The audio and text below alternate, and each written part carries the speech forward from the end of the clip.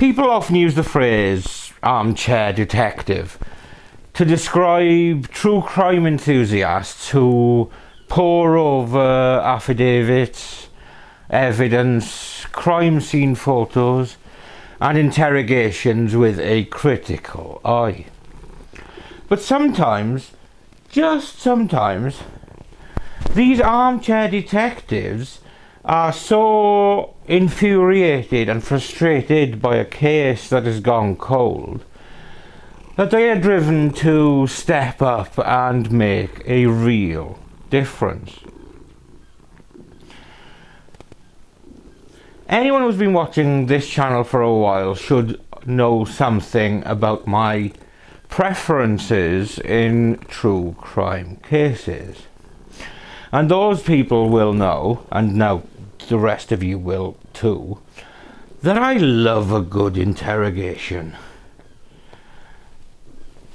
But an interrogation needs context, so I put it into place within its own story, since an interrogation without context is, well, just a chat, where one or more people are really mean, and one person will be looking like a deer in the headlights, and potentially also messing their kecks.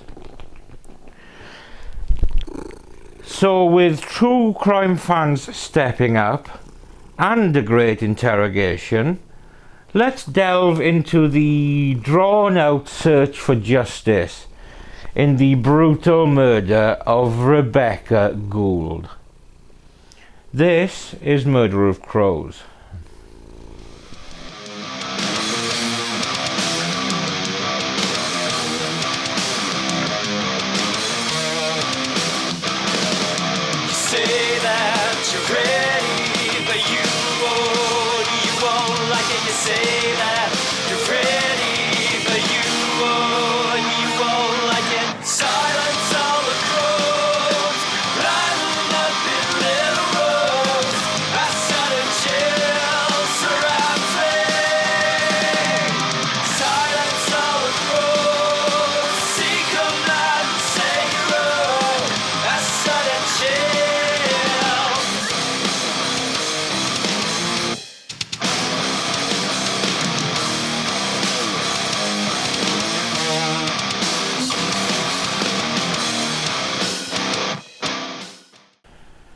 Now, in my telling of this case, I will be leaning heavily on the writings of Jennifer Buchholz, who is a true one-stop shop for the true crime enthusiast, since she was a decorated veteran of the wars in Iraq and Afghanistan, an investigator in counterintelligence, among other matters, a teacher of criminal justice and forensics, and a darned compelling and persuasive writer.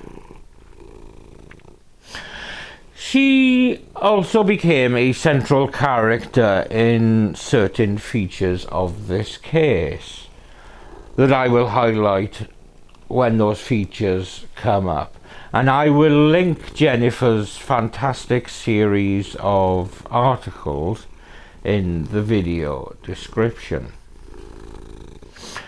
Now, on with the story of the young college student who disappeared before turning up dead.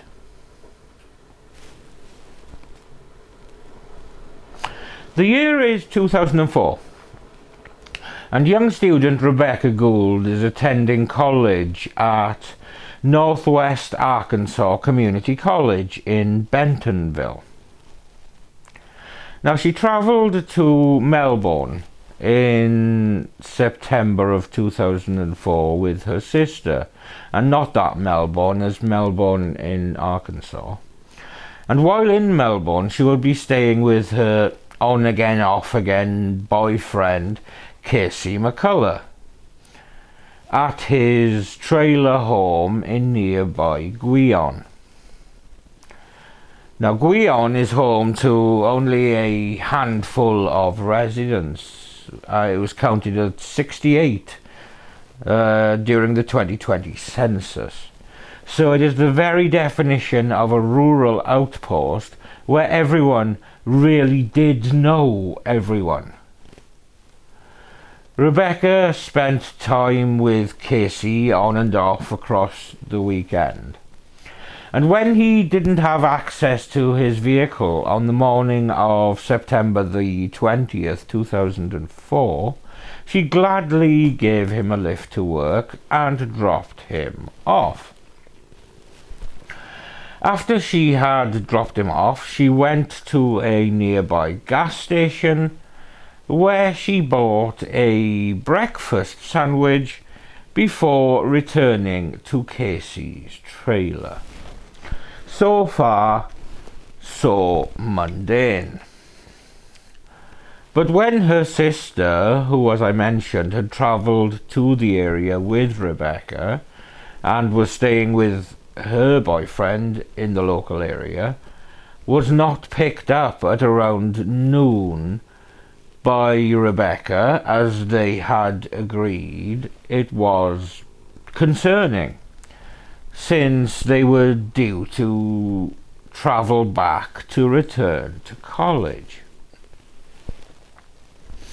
When there was still no sign of Rebekah by the next day, Tuesday the 21st of September, authorities were asked to perform a welfare check at the last place she was known to be staying. Obviously that being Casey McCullough's trailer home. And what they found was nothing short of shocking. At the trailer, they found a trail of blood. Bloody sheets and bedding was in the washing machine. Walls were spattered with blood. A bloody mattress had been flipped to hide the huge amount of blood on it, but given the crime scene, this was like taking a turd from the sewer and expecting it not to smell of shit anymore. Ominously, Rebekah's personal items, including her clothes, her phone, her purse, and even her dog, were still at the trailer. So was the breakfast sandwich that she had bought but not had the chance to eat. Nothing seemed to be taken from the trailer, though later it was revealed that a piano leg that had been loose was now missing. So rather unsurprisingly, investigators had a few questions for Casey McCullough. Like, for example, where is Rebekah and why the fuck is your home liberally coated in blood? Maybe. I don't know, I wasn't there. But that would probably have been my opening gambit.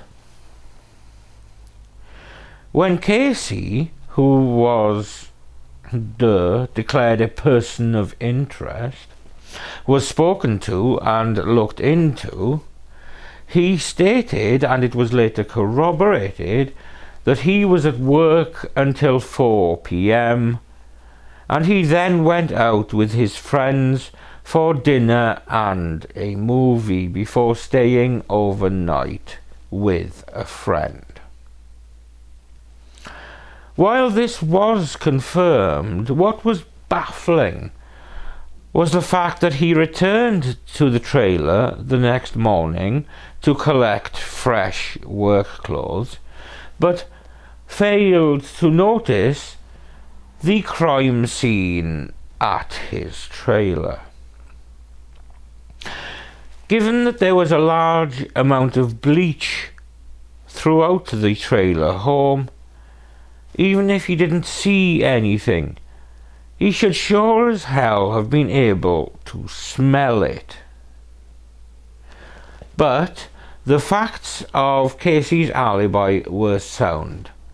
So it seemed that whatever had happened to Rebekah, then Casey was not involved. A few days later, on Monday the 27th of September 2004, Rebekah's body, wearing only a t-shirt and panties, was found near a highway. It was postulated that she had been thrown from an embankment near to Arkansas State Highway 9 before rolling to its final resting place.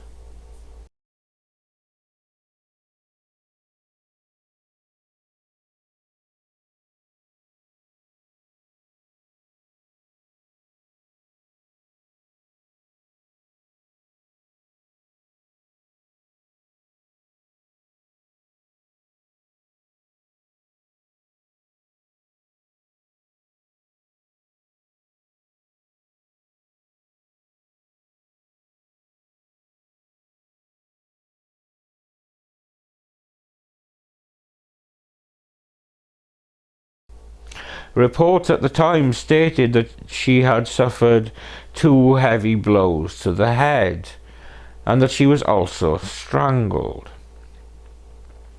Insect activity was consistent with her having been killed 7 days prior, so on the day that she disappeared, and her body having lain outside in the elements for the bulk of that time. The weather that week was unseasonably warm, in the mid-80s Fahrenheit every day, and no rain was reported. The official autopsy report cited blunt force trauma, 1 blow, possibly 2, to the left side of the head being the cause of death. No defensive wounds or bone bruising were found on or in her body, although there was decomposition that may have hindered the coroner's ability to detect any external wounds that had been on her skin. There was no evidence that she had been sexually assaulted. Unfortunately, with Casey's alibi checking out and no other viable suspects in the teeny tiny town, the case got very cold very quickly. Detectives never stopped looking for the person that so viciously bludgeoned and potentially strangled the young student. But false leads and dead ends led nowhere, and weeks became months, which in turn became years. It would be just shy of 16 years later when Special Agent Mike McNeil was assigned to the case. McNeil strongly believed that if Casey didn't kill Rebekah, and it did not appear as though he did, the rural nature of the trailer home would suggest someone who, first off, knew of the trailer home, and that in turn suggested close family and friends of Casey McCullough. The rural nature of the crime scene and the distance of several miles between the trailer and where her body had been dumped suggested whoever was responsible must have had access to a vehicle and the physical ability to not only commit the killing but also move the body. There did not appear to have been a robbery, so any motive did not seem to be financial. And once again, given the out of the way nature of the trailer home, it is likely that anyone calling there would have known ahead of time that someone was there. And this suggests knowledge of the movements and schedules of the people who were staying in the trailer at that time. And while all of these factors taken together helped to paint a picture, it didn't actually put a suspect in the frame. In 2018, Catherine Townsend looked at the Rebekah Gould case in an episode of her Hell and Gone podcast. It was a thorough look at the case, but for one particular listener, it prompted further questions that needed looking at. That listener was Jennifer Buchholz, who started to look into the case for herself and wrote the excellent series of articles I mentioned in the introduction. And what she also did was join forces with investigative journalist and author George Jared in setting up a Facebook group with a focus on looking at the case and encouraging discussions and information sharing. Now, not long after this group, which was called The Unsolved Murder of Rebekah Gould, was set up, one of the early members to join was a man going by the name of William Miller. This man would frequently comment on the case and would send many personal messages to Jared and Buchholz as the admins for the group.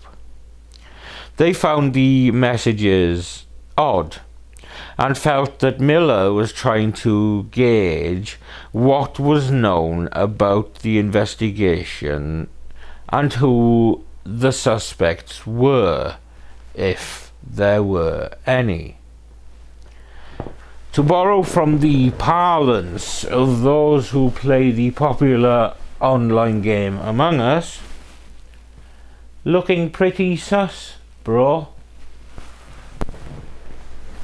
So suspicious they found his behaviour that they passed the messages on to Mike McNeil, who was now running the official investigation.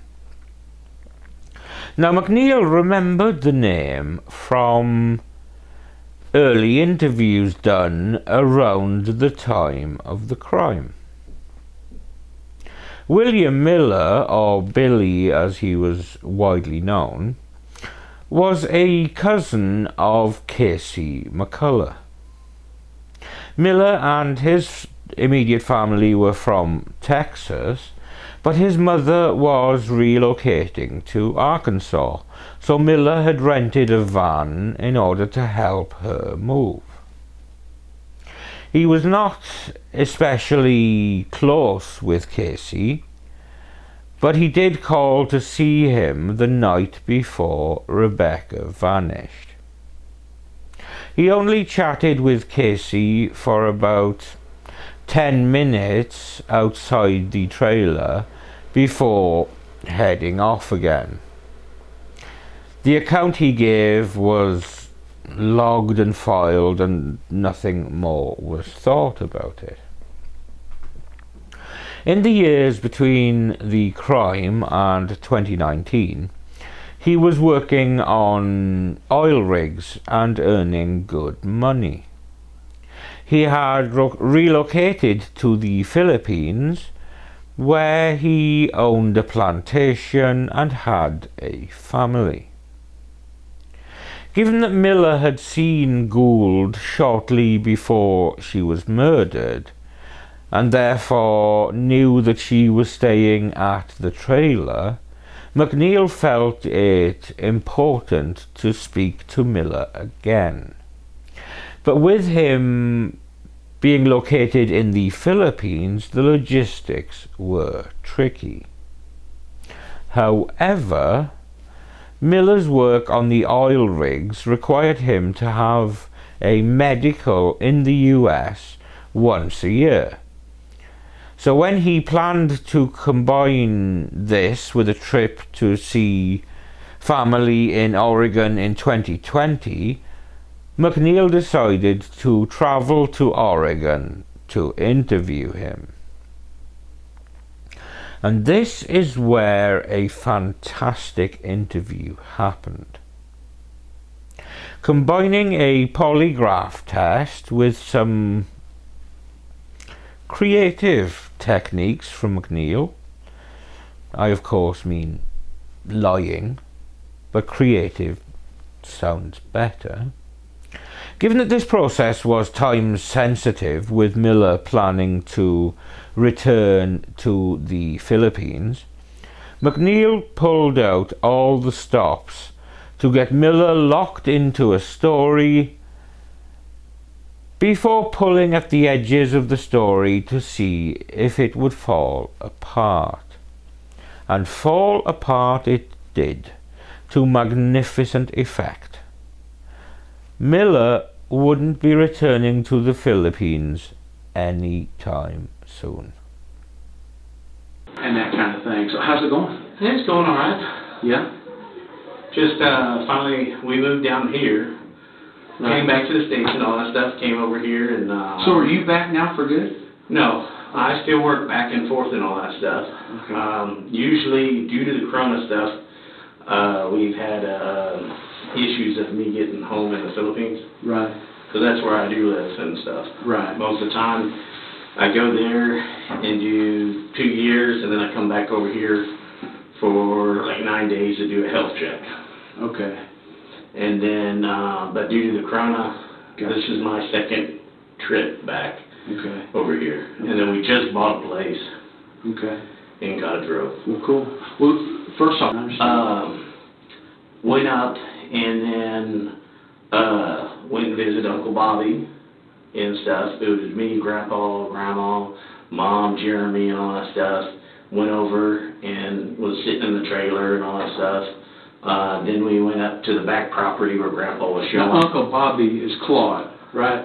Yeah. There's Casey's dad. There's Grandpa was named Claude. Right. And then I called, Casey's dad, Uncle Bobby and all that stuff. Right. And so, but when I would go up there, I wouldn't hardly see any of the boys at all. Mm.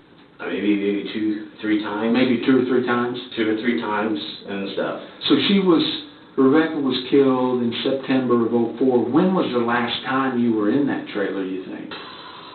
It was way before that. Months. Yeah. Okay. And so I... well, hang on. Let's kind of explore that since you brought it up. Do you remember, why were you in the trailer and what did you do? Did you stay the night? Did you sleep? No, Did you? I was with there with Grandpa, used the restroom, Okay. and all that stuff, and because I was helping Grandpa do some stuff. Right. So more of messing with the cows and all that stuff, because Grandpa would always say, "You're the number one grandson," and I was like, "Why would you say that? Because you never asked for anything, boy." Right. I asked the McCulloughs, how much you gonna pay me? Right. He would argue with me. It's like, you buy me a hamburger, that's a good deal, and he's like, all right. Right. So there's a couple of times that I've been in there, and then there was, I'm just saying that we visited, went out on the back of the property, and then a couple of times where, I'm just saying a couple of times, I'm saying 2, 3 times, I'm not. Prior to '04, Just a Yeah. few times? Yeah, a few times I've been in that trailer, but when I went up, okay, so Mom's telling me that she wants to move back down to Texas. So I told them, okay, you need to have everything packed because we're on a 7-7 schedule where I need to haul butt up there, pack up everything, and then get, back down to Texas to go to work. Right. So Mom's like, okay. So I drove up. I get there Sunday between maybe 3, 4, or 5-ish. I'm not totally for sure. Late in the day. Later in the day, because it wasn't long before it got dark. Right. Jeremy was home. I called. Jeremy called, or we called Mom, and I think Mom was over at Grandpa's, and Evans said would be there shortly. Now, hang on, back up. Whenever you first got to Melbourne, where did you go? Did you go out to the farm, out to your mom's house? Yeah, to Mom's house, and all that stuff. And that was on a Sunday. Right. Jeremy was there. Okay. Alrighty, and sit there, and Sunday get there 3-ish, 4. I'm trying to remember and all that stuff. Approximately between 3 or 5 and all that stuff. Yeah. It wasn't long before it got dark and all that stuff. So got there, called Mom. I think Mom was over at Grandpa's house and stuff.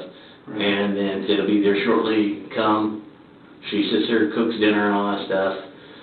Monday morning. Well, hang on now. So, in the information that was provided to Texas in 2004, you said that whenever you showed up in Melbourne, that you went and visited family in the small town. So that made it sound like that you were with your mom and that you visited family in the small town. So do you remember going to the grandparents' house on Sunday? Because that's what you told investigators in 2004. I can't remember and all that stuff. Yeah. Do you think 3 or 4 months before? Okay. So I sat there and asked him, do you think you can help me and all that stuff? And he's like, no, I'm busy and all that stuff. So I was like, okay, and Mom was with me. All right, during that time, now the neighbors, because this is kind of odd, because I did tell the police that, the neighbors were constantly weirdos and all that stuff. Constantly, they got their door cracked, back door cracked. They got the blinds, open, kind of like staring at you and watching everything that's being done. Right. Now, are these the ones that are across the highway or just kind of over to the side? There was Uncle Bobby's trailer, and then there was neighbors right here. Right. Talking in the driveway, and the neighbors were sitting there watching us. Yeah. And he was sitting on a car. So I don't know. Well, it was a not black, I think it was a green car that he was sitting on and all that stuff, and I think that was Uncle Bob. Well, let me see if this don't jar your memory. It may not, but so in Casey's interview, he said that Rebekah looked out the window and saw a car in the driveway on the road, and then Casey looked out and saw that it was you, and then he went out there and you guys talked for about 15 minutes. And it was Mom was with us and all that stuff. No, not at this time. This was, he said that whenever you got out, you said that you weren't going to stop because you didn't see Casey's truck, but you saw Rebekah there. So, Casey had already given his truck to Claude in town, and you were just, it was dark whenever this happened, whenever you stopped by and you and Casey were talking in the driveway. Yeah. But you don't have any recollection of that on Sunday evening? I remember, in the beginning when Mom moved up there and all that stuff, but I might have went and talked to him and stuff maybe Sunday. I'm not totally for sure. And I believe they were the Tegans or Tegans. Yeah. Yeah, they were all interviewed, and there's so many people in this investigation and in this case file, but yeah, they were interviewed, and like I was talking before about polygraphs, almost all of the McCulloughs have been polygraphed. A number of other people had been, that's a tool that we like to use to, you know, it kind of gives us a pretty good indication of If somebody's lying or telling the truth. And all yeah, that stuff. yeah. I mean, would you be okay with taking a polygraph? I'll just ask you. Yeah, I don't have a problem with it. You don't have a problem? Yeah, you want me to go to Arkansas and take one? No, Yeah. I tell you what, let me holler. I'll call the sergeant up here to see. They may have a polygrapher in town. You know, it's a shot in the dark, but. So what other questions you were going to ask me and all that Well, stuff? let me see if they got somebody, because I still have a lot more questions for you, but hang on a minute here. This was a shot.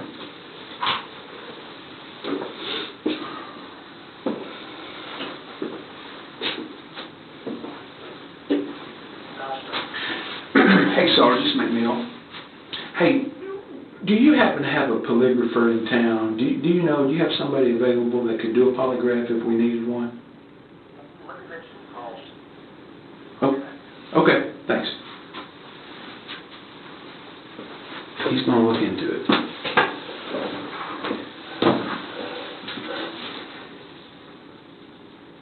Line between, you know, something criminal and just, you know, being ugly. You know what I mean? There's a difference between defamation of character and just saying, you know, calling somebody a name or whatever. So there's a lot of people out there saying a lot of ugly things, but I don't think it's risen to criminal, which, you know, Casey would have some avenues there, some options to take, you know, to try to get these people to shut up. Yeah. So I think that's kind of, Yeah. so.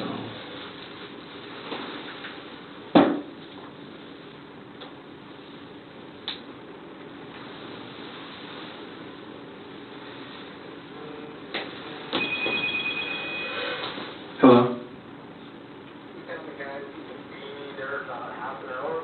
Awesome. Yes, sir. I appreciate you. Okay, bye. Cool. Half an hour, man. Awesome.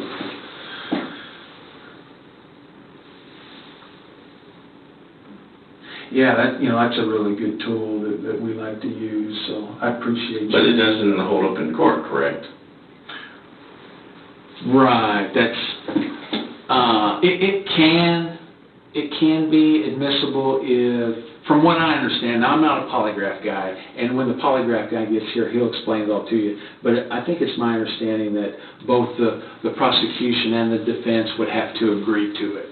You know, if this ended up going to trial, or somebody went to trial and they had a polygraph and they didn't want it, you know, admissible in court, then it wouldn't be. I think both parties have to be in agreement. I think that's how that works. But like I said, I'm not the polygraph guy, and also. So if I pass this, I'm just saying pass this, then this is over with me, correct? Or is this going to be kind of dragging on where you're going to be? Well, man, I'm just saying, I want to live my life, and then. Yeah. Let me tell you, I live in Arkansas and I work in Arkansas, and I don't figure I'm ever coming to Oregon again work-related. You know what I'm saying? You know, this thing has been carrying on and 16 years now, and, you know, homicide is something that we can't ever close. So whenever it was given to me, it's my... So in a way, I'm asking you, I'm a suspect. No, I'm not saying you're a suspect. No, not at all. So looking at it from my perspective, Rebekah was killed Monday. Anybody that was at that property, at the crime scene, the day before or the day after, or, you know, anybody that was there during that period of time is a person of interest. So even the neighbors, Absolutely. All the neighbors that are around. Absolutely, and that's why they've all been interviewed, and, you know, people that have, there's been a number of polygraphs given as a result of this investigation. Okay. I'm not going to sit here and say you're a suspect, but just for the simple fact you stopped by there Sunday night to shoot the shit with Casey for 15 minutes, you know, that you're somebody now that we have to exclude. Yeah. Okay. Absolutely. So.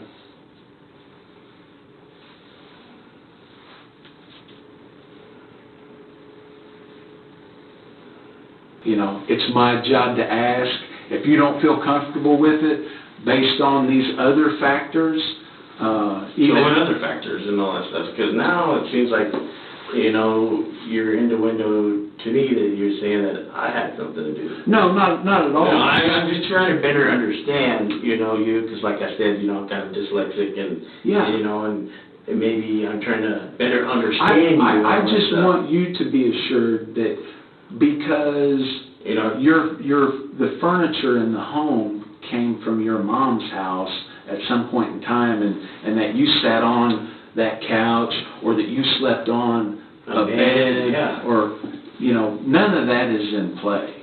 None of that is in play at all. So, you know, if you don't feel comfortable doing it, I'm not gonna push you or try to put any pressure on you. It's You know, just, I do a lie detector test and all that stuff, but, you know, yeah, that's fine. it just, to me, it's just, you know, yeah, my DNA is going to be in there and all that stuff. Right. Okay. You know, Yeah. you know, I came up here on, you know, Absolutely. up here, because you're asking me to come up here. You come from Arkansas and all that I stuff. know, man. Long I'm way. sitting here giving you information that you're asking and stuff. Yeah. I'm not lying to you, being straight up with you and all that stuff. So, Yeah. you know, I just, Yeah. And see, I didn't know about the furniture deal and all that. All that furniture came from your mom's house. my mom gave furniture to him and all that stuff, but I don't know. You're going to have to ask her. Yeah. She's probably going to be able to be a little bit more specific about what furniture. Yeah, so, Yeah. you know. Okay.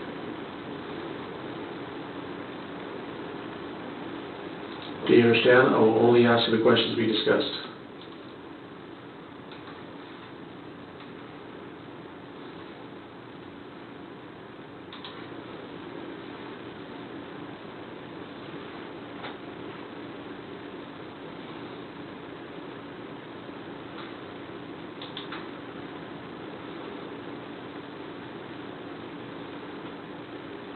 When I ask you questions about causing the death of Rebekah Gould in September of 2004, do you intend to answer each question truthfully?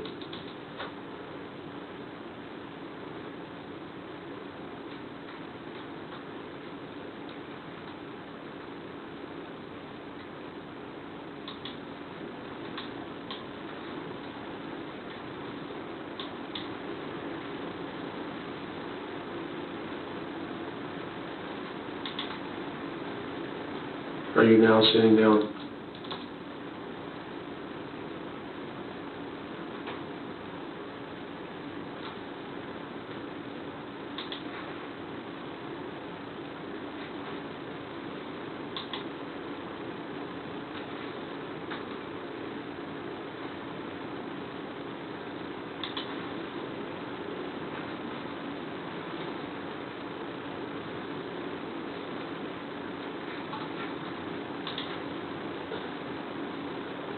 Have you ever intentionally hurt someone you love?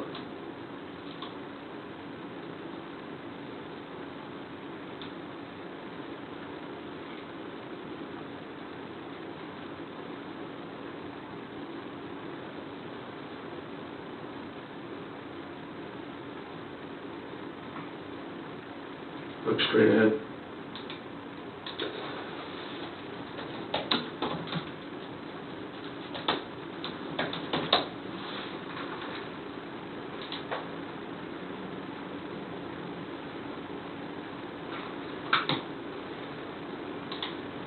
Are you down to the state of Oregon?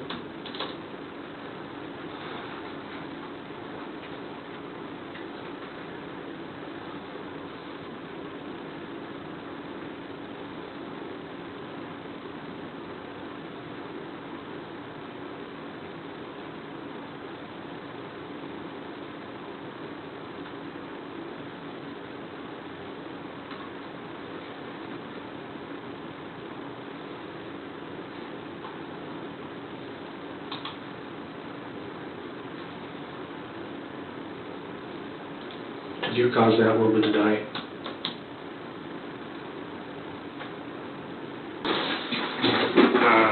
Okay, yeah. So the results on the exam of deception indicated, right? So to the questions of did you, you know, What how's do you that mean by that? cause you failed the test? I failed the test. Yes, yes. And so, My heartbeat felt like it was just beating out of my chest. yeah. And so what that tells me is that, there's a couple things this tells me, right? It tells me that doesn't tell me that you're a bad man. It just tells me, hey, when you answer that question, you're not telling the complete truth, all right? That's between me and you. And, you know, I've gotten to know you, and so we just need to know what happened, right? There's something that obviously happened. Which one of those boxes happened to Rebekah? I don't know. Okay. You know, some things happen out there. We just want to, you know, just understand what happened. And, you know, I just want you to be honest with me, right? And so, and you said yourself, right? If you did something that, you know, you would own up to it, right? Yeah. You're a man of your word, right? Yep. And so, you know, I don't know where you were at in your life that something happened, right? And then so, I just want you to be honest with me, right? Because I trust you, right? All right? This doesn't tell me that you're a bad man. Everything else, if you do one bad thing, doesn't mean you're an evil man, right? But, you know, people outside of this room, they want to know, are you sorry for what you did? And so... So I had to block it out to sit there and function. Okay. Were you in the trailer when she got back that morning? Had you already... No. How'd you get in there? The door was kind of cracked open. There was no doorknob. Right, I know. So I went in. Walk me through it. I'm just going to tell you that I did it. You can't just tell me you did it. You got to tell me how you did it. You have to. You have to. Listen, man, I already know. You're not going to tell me anything that I don't already know, but you have to tell me. It's part of it. Let me tell you, it's going to make you feel better. You don't think it is. It will. Confession makes you feel better. I'm telling you. It will be like 1,000,000 pounds is going to be lifted off you. But we have to talk about it. We have to talk about what you did in the trailer. We have to talk about what you did after when you left. So let's just get into it. Let's talk about it. Oh.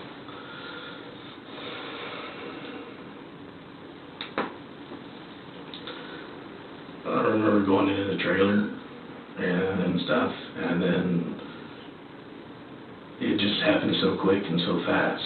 And then I freaked out, and You can't gloss over it. I'm not. What happened so fast and so quick? What happened? Where did it happen? You have to tell me these things. If you got evidence on me, you should know that. I do. I do. Or should I just get a lawyer and all that stuff? No, I'm just asking you that because, you know... Listen, man. You know, I'm telling you, you know, I'm confessing to you. I'm telling you that I did it. So Miller admitted during an hours-long interrogation, about 10 hours, I believe, that he hit this college student in the head with a loose piano leg twice, shattering the object as she lay in bed. He then took a necktie from the closet and strangled the woman to death. Following the arrest, and as the case moved towards a trial, defense attorneys pushed to have the confession ruled as inadmissible, as Miller was not properly read his Miranda rights. But Circuit Court Judge Tim Weaver ruled on August the 26th, 2022, that the confession would not be suppressed and rather would be allowed to stand. On October the 18th, 2022, in accordance with a plea deal, Miller waived his right to a jury trial and pled guilty to first-degree murder. He was sentenced to 40 years in the Arkansas Department of Corrections. Judge Tim Weaver told Miller that he hoped he would do every day of his sentence, adding that if Miller ever became eligible for parole, he would write an extensive letter opposing it. Gould to death with a piano leg and then dumped her body on the side of the road, pleaded guilty Tuesday to her murder. William Alma Miller waived his right to a jury trial in circuit court and was sentenced to 40 years in the Arkansas Department of Corrections. Dr. Larry Gould, Rebekah's father, read a witness statement in court addressing Miller's actions, saying, quote, 18 years ago, my life changed forever. Dr. Gould said, you took her from her own future. You took away a chance for a girl to dream. A hell you created. A hell you must face, end quote. Dr. Gould added that he pledged at his daughter's funeral service that he would find the person who killed his daughter, saying, quote, promise made, promise kept. Rebekah lives in all of us. Love and grace are words I will remember her by, end quote. The announcement comes nearly 2 years after Miller was charged with first-degree murder in Gould's death in 2004. It took investigators 16 years before to track down Miller in Oregon and arrest him. For more details. Before adjourning the court, Weaver told Miller he was remorseless and cold. Dr. Larry Gould, Rebekah's father, read a witness statement in court addressing Miller's actions. He said, 18 years ago, my life changed forever. You took her from her own future. You took away a chance for a girl to dream. A hell you created, a hell you must face. And Dr. Gould went on to say that he pledged at his daughter's funeral service that he would find the person who killed his daughter. And he went on to say during his witness testimony, promise made, promise kept. Before going on to say, Rebekah lives in all of us. Love and grace are the words I will remember her by. Following his sentencing, Miller apologized to Gould's family, saying, I'm sorry for what I've done. I need to go to prison for what I've done. No kidding. So there ends the tale of another cockwomble who killed just because he felt like it. And in doing so, he snuffed out the life of a young woman with so much potential and so much to live for. She was merely in the wrong place at the wrong time. The fact that Billy Miller went on to have a life and a family rankles, of course it does. But justice can be a patient mistress. And thanks to some dogged podcasters and an even more dogged investigator, this bastard was finally called to account for his actions, and justice was duly served. This video is, of course, dedicated to Rebekah Gould, who left college to visit a boyfriend and never returned. She was beautiful and joyful, and I hope she is at peace and that those affected by her murder have found ways to move through their grief. Thank you for watching another episode of Murder of Crows. I'm Steve. Samson, who after making his brief cameo earlier on, evidently decided that his ego's too big to appear in my videos now. He's obviously going to try and make his own or something. So he's gone off over there in some kind of diva-like huff. So I'm Steve, and I'll see you when I see you.